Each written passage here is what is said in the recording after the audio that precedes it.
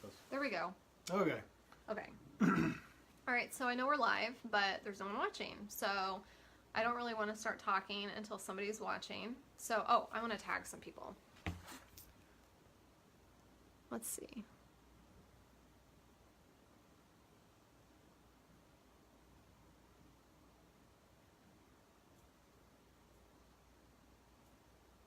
All right. Ooh, okay. Diana's on. Okay, so Cole, you have to behave. She's our presidential diamond. I don't have to do nothing. Okay, so if you're joining us, say hi so we know you're there. And so as much as I love structure and plans and goals and stuff, I totally fly by the seat of my pants sometimes. So if you're joining us, say hi. I see Susan is on. I saw Aaron came in for a minute. I hope I'm in the right spot. That'd be really bad if we weren't. You're in the right group, right, and everything? Hey, Aaron. Hey, are we in the team page? Just to make sure. Hey, Susan. Well, I think you probably got a good 30-second delay. Yes, we are delayed, and that's okay. Let us know, guys, if we're in the team page. I guess if I see someone that starts coming in that's not on the team page, and I'll be like, nope. Here, let me look. Okay. Aaron says yes. Okay. Perfect. Okay, so we wanted to do this live because I was talking to Lisa today about something and just working with my team and everything, a lot of conversations that we've been having, and I thought, you know, maybe this is a conversation we need to have, and that's work-life balance. Mm-hmm. Before we get there, though, I know a lot of you know who I am. So I'm Jennifer Davis. For purposes of knowing, where I lie on the team. So our Diamond Lisa, she enrolled me. Okay, so she's the lucky lady who got a hold of me. And this is my husband, Cole Davis. And so this is probably the first time you've ever seen him on here, and there's a reason for that, because he was like, yeah, babe, you do your thing. And he kind of went over there and did his thing. But then with convention this year being a live stream, we were in the car on the way to Florida for a family trip. And he got to hear David Sterling talk in the opening, and then Emily Wright. And then he asked me a question. I don't know exactly what you said, but it was something along the lines of, if I helped you with your business, like, what would that look like? Yeah, that was it. And I was like, yes.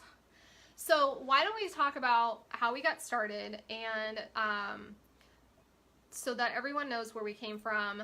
My history with doTERRA is in December will be my 6th year anniversary. Mm-hmm. That's a long time. I'm coming up on the 7-year itch. Yep. So when I started, I wanted to do the business, but I'm a procrastinator, and so I didn't actually start the business and teach my first class until the following March. And then I got addicted to teaching classes. So we had just had a baby, number 3, mm-hmm. and I was a homeschooling mom of young kids, so it wasn't too grueling. Cole worked a full-time job for the government, and he went to school for his bachelor's degree. And launched a ministry. Yes, and launched a ministry. So he has a ministry as well, and does a lot of travel, and he does his own videos and teachings and stuff too. But I think the kicker is the fact that you went to school, and you were technically a full-time student. You went to school 2 nights a week. Yeah, sometimes and then more. Had homework. And I remember the semester that you did Hebrew. Yeah, that was the summer of Hebrew. That was like the worst. It was horrible. That was every night. I never saw him. So, and then I worked part-time at Home Depot, which they required you to work 2 evenings a week and 1 weekend day. So I worked 2 nights a week, and I worked Sundays. So I started my business. You guys can all say, Jennifer, you're crazy, and I totally was. But here's the thing. I think in order to do something really amazing, you kind of have to be a little crazy. And our oil cat is now deciding to join us. Yeah, this is good. This is the third person who's benefited, or third entity, I should say, that's benefited from the oils. Yes. Okay, so we're going to talk about work-life balance. We're going to talk about how you manage your business with everything else going on. So this isn't just us talking. If you guys want to ask questions, ask us questions. Yep. Before we get into that, though, when I started this business, do you remember? Go back in your memory bank. Yeah. What did you think? I remember my memory bank at that season is pretty foggy, but I had a very much a, all right, if you know Jennifer, there's no stopping her when she puts her mind to something. And it's something that's very, very admirable, and sometimes, you know, yeah. But it was very much, I'm not going to stand in your way of this. She fell in with the right people who got her motivated. I was definitely, had my reservations about multi-level marketing and network marketing. And I said, so wait a minute, is this, and I use this term, I don't use it these days, but is this a pyramid scheme? I remember you saying that specifically. And it was very much a, okay, well, you do that. I can't help you because at the time we had a brand new baby. We had a house that, you know, we were in that, you know, that was a lot to keep up with, even though it was a rental, and it was full-time job, full-time ministry, just starting the ministry, actually, really getting into that. And so it was kind of a blur. It was very much a blur, but I definitely had my reservations about it. I really did. And I didn't think I probably brought the best attitude, but I don't know if, Jennifer, you adopted the, well, I'll show him attitude, but it was very much, I definitely had the attitude of, well, we'll just see where this goes. Right. So, And I'll just say this. We're going to be totally transparent with you guys.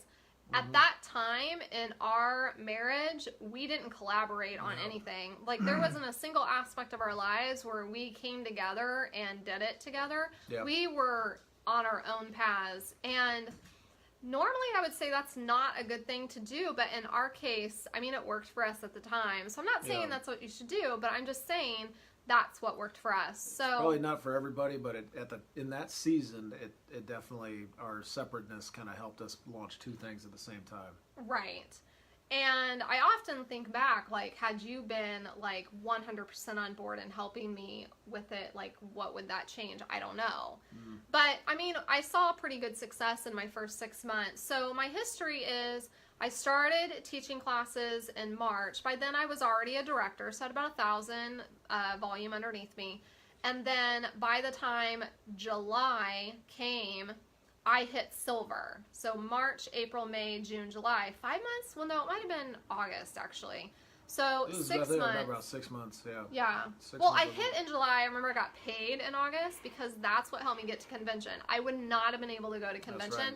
without that first paycheck.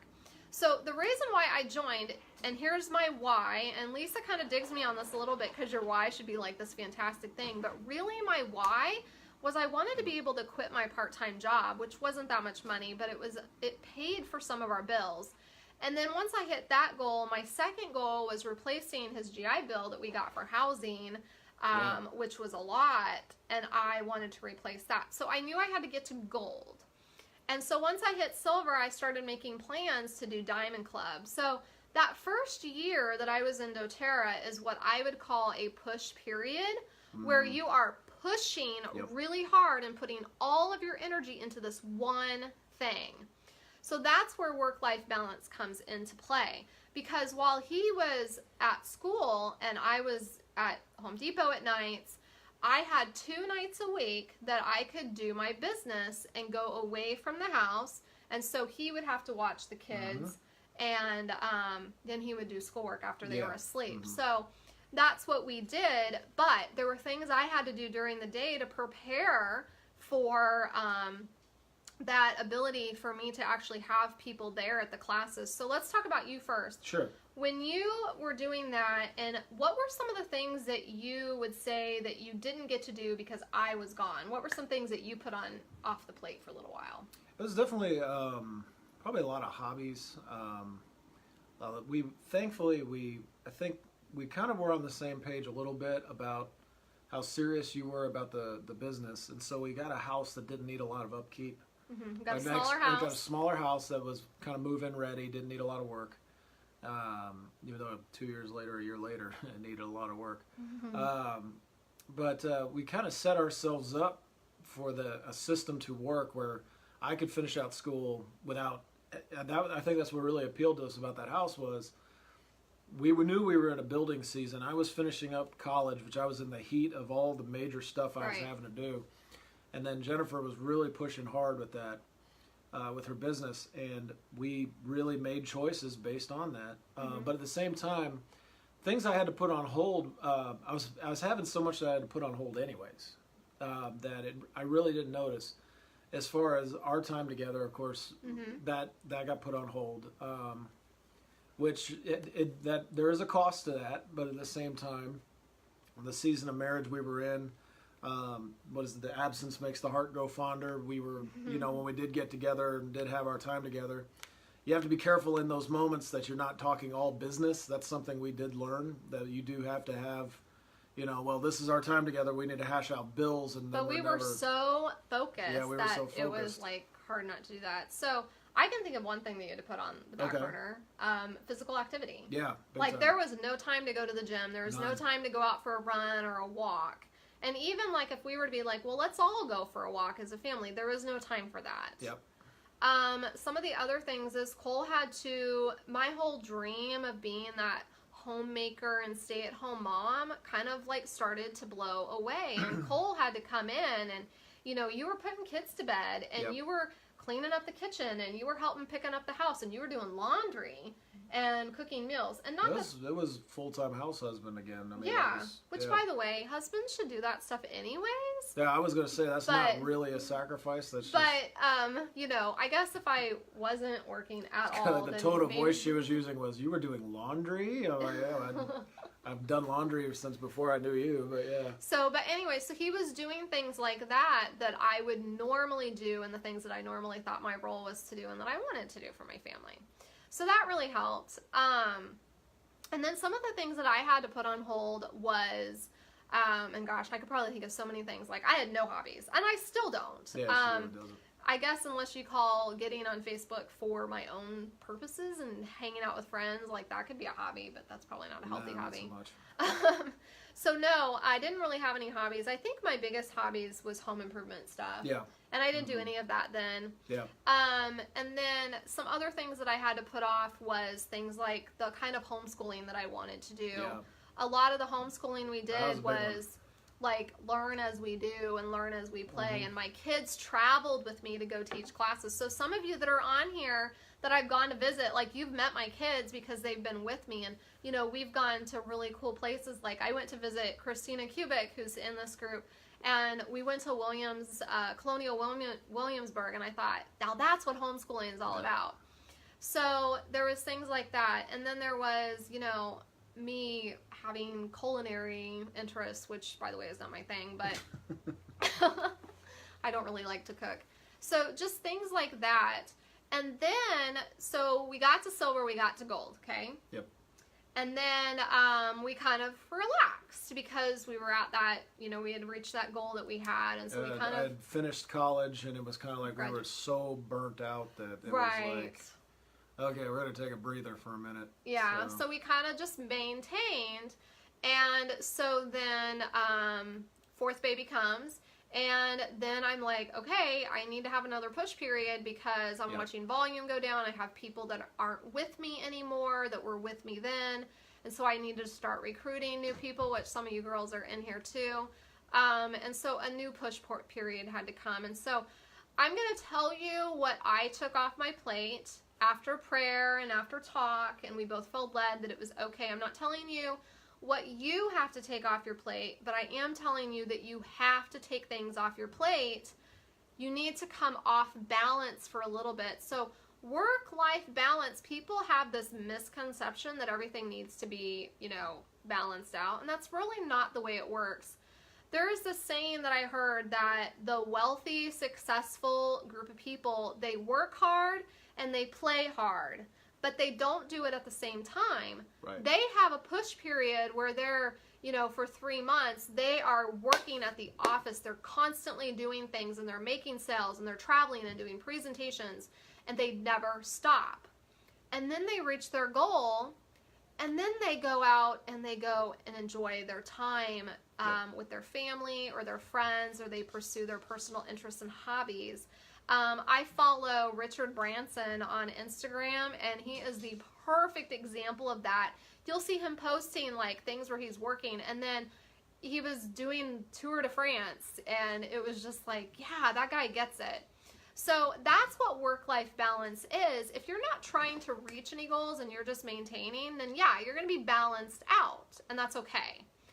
But if you're trying to reach a goal, you're going to have to pull back. Now, the thing that we pulled back on was we decided not to homeschool temporarily. Very temporarily. Very temporarily. So, and we're finding that it's actually a really good thing. It's blessing the kids, and we have a lot more. Sorry, cat and the dogs are fighting. Wild kingdom happening in the entryway. So that's one thing that we did. And then some of the things that you haven't been doing because you've got goals in your ministry is you haven't been doing as much art. Right. Yeah, that's been a real challenge. That's been kind of the whole package is that I haven't been able to explore very much. So you build on what you got for the time, and the type of artwork I do is very, very time consuming. The joke with wood burning is you can only move as fast as physics. You know? So he does pyrography, but he also likes charcoal and oil and pencil pick up acrylic and everything else. Yeah, so he realized he just doesn't have the time for that. And there are things that I don't have time for as either. And one of it, that's why we have a whole garden of weeds on the other side of the house. I feel bad for our neighbors sometimes. Sometimes. Yeah. So that is kind of what we had to do. And so let's talk about goal setting for a second. We actually got the wonderful experience of joining the SMART conference here in Kansas City last week that Dave Ramsey does, and he brings in all these really good speakers. And so I got really fired up, and I'll be sharing stuff with you guys as I have more time and everything. But we wanted to talk about intentionality. Is that a word? Yes. Oh, good. Look at me. Okay, so intentionality. College degree. Oh, well, there you go. So intentionality just basically means that what you're doing is with intention. You're not flying by the seat of your pants. You're time blocking, okay? You guys know what time blocking is? Maybe we can talk about that later. But you're time blocking, you're doing very specific actions so that you have results that produce fruit, okay? And so I have some notes from the conference where Dave Ramsey talked about intentionality, and he kind of brought me back to some things I already know, and that is goal setting and what that means. So when you're setting goals, they need to be specific, okay? It needs to be, for example, if you say, I want my business to grow and I want to be more profitable, okay, that's not specific. Too vague. Yeah, you need to say, I want to hit this rank, or I want to make this amount of money with a dollar amount. So I have a goal, and one of them includes getting my 1500 power of 3. So that is a specific goal. And then your goal needs to be measurable as well. So it needs to be, I'm going to hit this rank. I'm going to get this amount of volume. I am going to recruit new builders, 2 new builders. I'm going to enroll 10 people. That's measurable, okay? Goals must have a time limit. Now, this is the most important part when it comes to work-life balance, because if you're going to take your family off balance and you're going to make sacrifices, you have to have a time limit. You can't just put your whole family in limbo until you actually make it happen. And you have to communicate that with your spouse, because... What? Yes, and here's why. Because if we are supporting the doTERRA member here, we definitely need to know that we are going to be off balance. We're going to chip in, or we're going to work hard ourselves for this long. We have to communicate that. So that's definitely something that I would definitely... So where is this coming from? It is coming from the fact that sometimes, you said you're getting the 7-year itch. And I'm just I've been totally guilty of being like, I got a class tonight, and him being like, what? Yeah. Oh, well, I have a call I have to make, or whatever. Well, I was going to do this tonight. Well, I guess I'm not doing that now. And right. So even if you're doing the push period you're talking about, okay, we're going to work really hard from October to December. Well, then we're in on the plan and we can support that, but it definitely has to have that ending mark, because if I'm going to give this to you, I want that to be respected. Exactly. Okay. So time limit's really important. I really think your time limit needs to be realistic. That's another thing that's really important. If you're an elite and you're like, I'm gonna hit silver in a month, okay, it is possible. I'm not saying it's not, but if it's gonna be realistic, or if it's gonna actually happen in that time limit, you need to make sure that you have action steps in place to actually make it happen. Okay. You can't be needing to meet new people and hit silver in the same month. Okay, let's just be realistic there. Okay, your goals must be yours. Okay, so I am not, okay, I'm going to use Lisa as an example. This is not at all what happened, okay? This is just an example. Let's say Lisa is pushing to hit a certain rank, like Blue Diamond. And in order for her to hit Blue Diamond, I need to be gold, okay? So let's say her goal is Blue Diamond by December of 2018, so the end of the year. But my goal is to be gold by March of 2019. So she has her goal and I have mine. She can't put a goal on me to hit gold by the end of the year if that's not my goal. Right. So your goal has to be yours. So the way that transfers in your business, let's say you're working to hit silver and you've got 3 people underneath you that you need to get to elite, but those people, they don't have that goal to be elite. Let's say you got a share there and they want to have a class maybe once every couple of months. Okay? You can't put your goal on them. But the cool thing about our business is you can still help them get there on your own. You don't have to wait on them. So you can still do it. And then your goals must be in writing. So sharing them with somebody who knows that they're there and can check in with you and everything. I have to laugh because I hit gold and I went to leadership and they had us write down our goal that we wanted to reach by the time leadership happened next year, and I wrote down I'm going to be diamond by, I think it was March of the next year. And then it's funny because I happen to have that same notebook and that piece of paper when I went to leadership the next year, and I was sitting there and I opened it up and I saw, oh, I'm not diamond, I'm still a gold. And I wrote next to it, just kidding, because I was like, I didn't hit my goal. But I at least had it in writing, right? It's just that I didn't do the action steps to get there. And it's not the end of the world if you don't hit your goal. Right. It's not the end of the world if you don't hit your goal. You look back and you said, okay, well, maybe this wasn't realistic, or maybe there were some factors I hadn't considered. Yeah, so when your unmet goals gives you a chance for self-reflection, and it gives a chance for you to gain some feedback.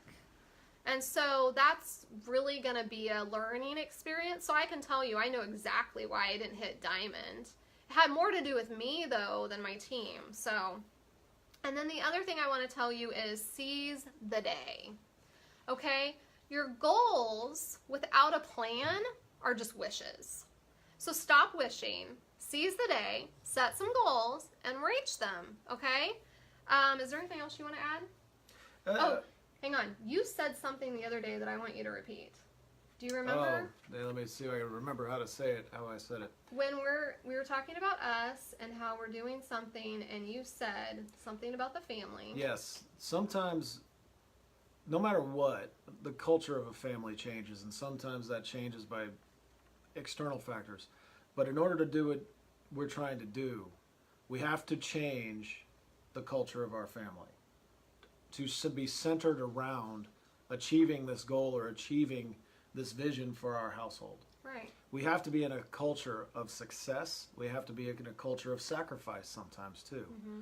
And that is where we all, and that's something where we haven't always been on board with that with each other, where, well, you've always been supportive of the ministry, but I've been kind of had my reservations about doTERRA up until recently, because there has been struggle, there has been all these things, but there has to be a culture in which this can grow. And so you have to make the garden in order to get fruit from it. Right. Oh, so Dave Ramsey said this amazing thing. Oh, Lisa joined us. I loved this, and I wrote it down. Plant stupid in the ground and you'll sprout desperate. That's a good one. Isn't that amazing? Okay, so what is stupid? Not setting goals, or not setting goals where they're written out and with the rules that we said, But another thing that's kind of stupid is not looking at your family and being like, okay, what do we need to change in order for this to happen? If you're bringing in change, it's going to change more than just your vision. Most of us, when we started doing this, our whole world changed. Our whole culture changed like I said, in our household. And sometimes I'll confess I wasn't always on board with it because I was trying to do my own thing. But now it's kind of the point where we're going, okay, well, if we're hitching our horse up to the doTERRA wagon here, or vice versa, hitching our wagon up to the doTERRA horse. I guess doTERRA's driving. Okay. But the point is that then we all need to be on board with this. We all need to be setting, if she's going to go do this, then I need to do my part to get her set up for success, and vice versa. Right. And you said something that triggered me, and now it totally left my brain. Triggered you in a bad way, or is it? No. We have an on-air fight? No, we're good. No, none of those kinds of triggers. Okay. So one of the things that Lisa and I have been talking about, and we were kind of going over today, was a program that we used to do, and we kind of put it back in the closet. It's in a box. We're thinking about pulling the box back out and doing this program, or at least teaching you guys this program, 6 Weeks to Elite, and basically having a push period to reach some goals in your business. So if you're brand new and you're like, I want to hit Elite, Elite is the rank where you actually kind of get your oils paid for. So you're making some money, you can buy some supplies, you're not relying on your upline to invest in you anymore. And then if you are wanting to hit silver, it just means you gotta get 3 people to do the 6 Weeks Elite with you. It's really not that hard, but it's the hardest thing you're ever gonna do. And the reason why is because you're gonna have to be doing things that you haven't done before, and you're gonna have to be overcoming fears and all that kind of stuff. And a lot of times the reason why people don't set goals is because they're afraid they're gonna fail. Yep. So that experience where I wrote down on my paper that I'm gonna be diamond and then I wasn't, I mean, that didn't feel great. But it made me sit there, and I remember it was the first time where I really took inventory on kind of what's going on in my business and areas where maybe I need to do some personal development, which, by the way, personal development is so important as this business. It Yep. really is. I mean, we love personal development. We actually enjoy being uncomfortable. I've Well, to a noticed. degree, I don't mind it. If We push each for us- other. We do push each other. I can for a remember season. there was something he said to me really one tough, and I was so mad. And I don't get offended really easy, but I was offended. Things weren't going well in my business, and I was having common experiences around with a lot of different people. And he looked at me and he said, "What's the common denominator?" Yeah. Do you remember saying that? I probably was very frustrated because the hard thing is watching her go through. We've had some real struggles in this and some real difficult situations, and the hard thing was that I had removed myself so much that I didn't really know what to advise you with. So I'm sitting there just going, okay, I can't even give you advice or counsel on what I think you should do. Not that that's necessarily what she needed in the moment. Anyways. He could only tell me to change. That was it. I'm sitting here seeing a pattern. Well, then we need to change the pattern. Right, and so that brings me to my next point, which I feel like we're going way longer than I meant to, but my next point is, if you are finding yourself attracting people who are, or bringing people into your business or working with people in your business that are not setting goals, or they're afraid to set goals, or they're afraid to do action steps, look at yourself, because there's the psychological term, basically it's the law of attraction, that you attract people that are in the same stage of emotional and mental health as you. And so one of my biggest problems is procrastination.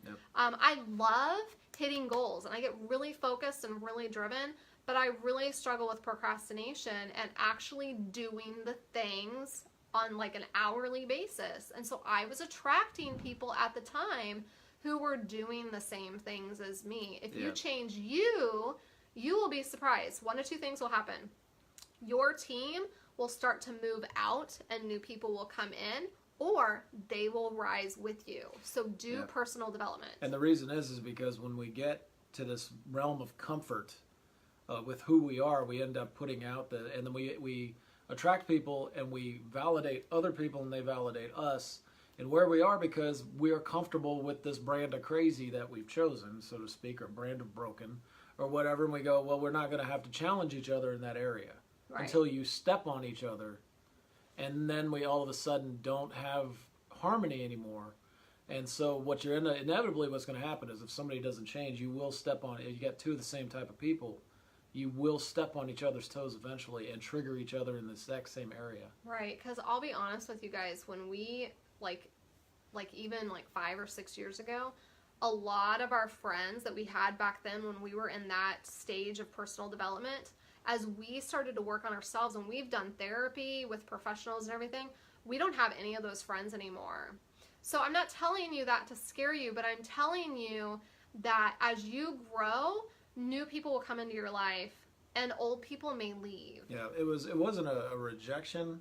Some of it was, but it was more like we grew into a different thing and they grew into a different thing, and we didn't speak the same language anymore. Right. And so we definitely were looking for looking for a different culture to be part of. We're looking for winners. Are you Yeah. guys winners?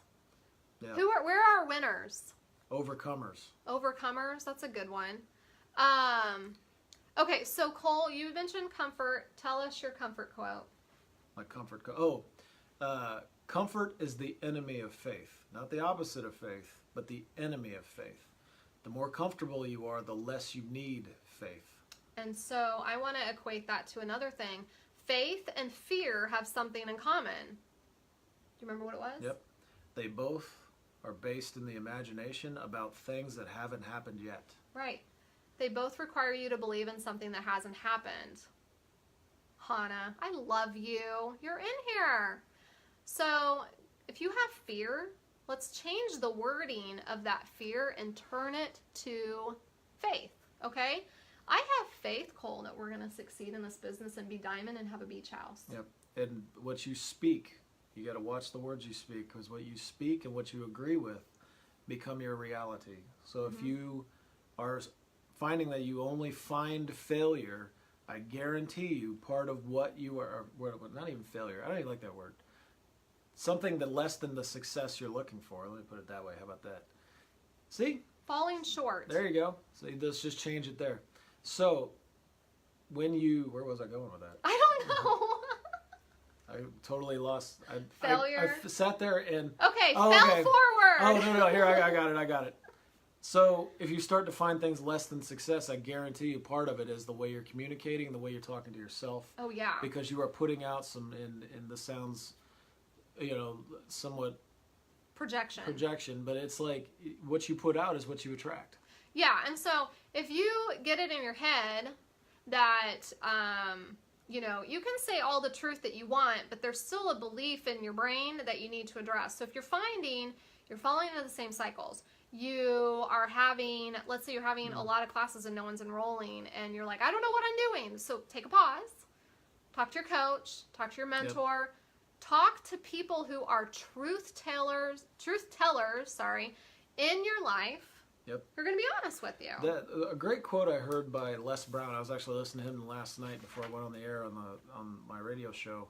Something he said was, your physical environment and what you manifest is a byproduct, or the direct product rather, of the way that you think, of your mindset, and of the way that you project yourself into the world. And so that is one of the things where we realized that we were living in a lot of chaos sometimes, and when we came against chaos and we got order back, our whole environment changed. Right. So, anyways. Well, I think we talked about way more than we wanted to. It's funny because on Wednesday nights you have your radio show, and I feel like a lot of what we talked about tonight is a lot of what you talk about, but you bring it to a biblical, spiritual instance. And so, if you guys are finding yourself in a place where you are feeling lost or something like that, then get out your journal. I love getting that epic music on, and just get in there and write about it. And in there, you're going to start to find those little false beliefs that you have so that you can address them. And those are going to be really powerful in your life when you start to address those false beliefs and you start to move forward in some truth, and you'll see some more success. I know I have. Something that was tremendous for me when I started this new walk, if you will, of seeking success was I had to retrain myself how to talk to myself. I had never done a good job at that. Go find, I mean, there are pages and pages and pages on YouTube of motivational speakers, and good ones. And sit there and listen to them, because what happens is the more of that good stuff that you put in, the more will come out of your mouth, not only for your people, not only for your downline or even your family, but also for yourself. You'll start to talk to yourself differently and condition yourself. And so I would definitely, we always called it in the military, sometimes you just got to drink the Kool-Aid. And sometimes you got to look for Kool-Aid. It's not always provided. Yeah. If I'm feeling down, but I've got a goal that day, I need to get my heart right. I have to go find something to feed that heart state. Yeah, for sure. Yeah. So I hope this was helpful. We talked about goal setting. We talked about work-life balance and how you're going to have to come off balance. So if you are finding yourself having a hard time reaching a goal, or you want to reach a goal, get with your support unit, whether it's your husband or you got other family, or even like if you have grown kids, get with them and share with them your goals. Share with them what you need to do in order to reach those goals, and everybody get on the same page. Yep. Because if you're in relationships that aren't supporting you, then yeah, you can totally still be successful, guys. I'm not saying you can't, but it will be easier and you'll feel way better about yourself. So, all right. Have a great night.